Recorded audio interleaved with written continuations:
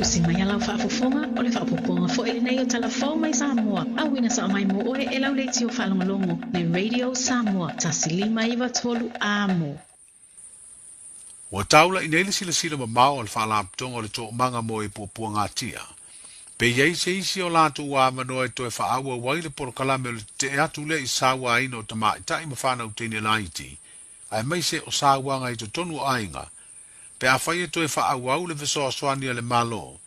Le ana whaamatu atu iei le lima se lau wafe tā la lātu te whaatino ai lea ngā ruenga i le iwa māsina ua mai a.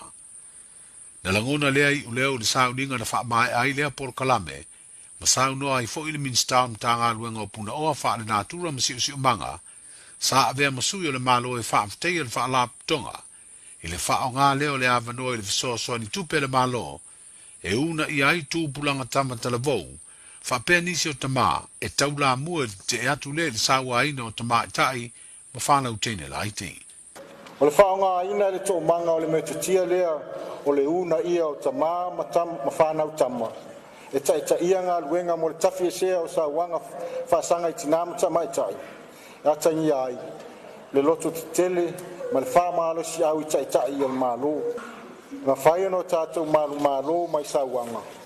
O le lui mo ta ia le malo, ta ia e kalesia, ta ia o fioanga, ta ia o ainga, ta ma whanau tama.